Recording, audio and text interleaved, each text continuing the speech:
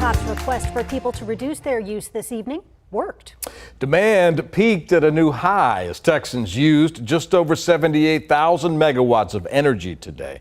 And supply thankfully kept up with that. Now, we haven't seen any rolling blackouts. None of our local utility companies are reporting any large outages tonight. Experts say despite limited outages today, this extreme heat is just the beginning of what we're going to see this summer. And while people anxiously monitor the Texas power conditions in this summer heat, the weather we're seeing now affects the grid differently than when it failed back in February of 2021. KVUE's Mike Maroot joins us now. And Mike, you spoke with energy experts about what all this demand means for grid resiliency. That's right, Quita and Brian. Texas grid experts told me today it's not just about providing more power supply. For the few hours in the afternoon, you can see right here where the lines between supply and demand got pretty close together. ERCOT was asking everyone in Texas to conserve energy, but recommended changes would help separate those supply and demand curves rather than letting them continue to peak.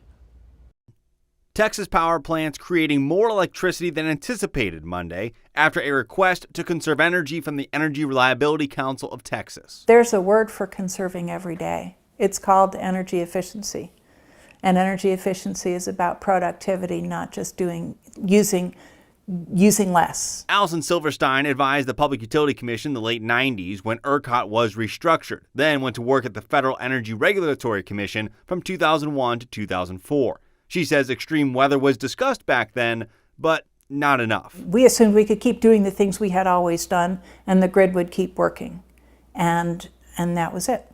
So we did. She says 2 deadly winter storms in 2011 and 2021, as well as hotter and hotter summers, show a need to change tactics to make the grid more reliable. We have the ability to start shaping demand to meet supply where it is, instead of overbuilding so much on supply and then using it to chase demand. Doug Lewin, another energy expert in Austin, agrees with Silverstein, saying better efficiency would make the grid more reliable. Among the states that have an energy efficiency goal, we have the lowest goal in the country. And both say grid reliability looks different now than it did in February of 2021. On these hot summer days, that air conditioning doesn't get a chance to turn off. It's just cycling all the time. If we have an outage this afternoon, it is going to be short term, and it is going to be limited impact on limited number of people for a very short time.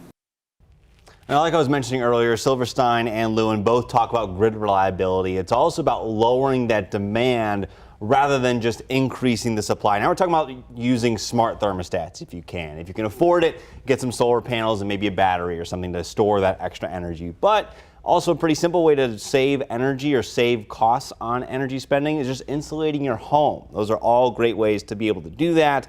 And all those reduce how much energy you need to use during the summer and winter, and that lowers your power costs while helping the grid. But Silverstein said to do all that, it can't just be about doing it for the sake of the grid. There might need to be some incentivization, or incentivizing, I should say, for people like you and me to be able to actually do that. If we get to that point, I guess that would be important. Absolutely. KVUE's Mike Maroot here at the desk with us. Mike, thank you.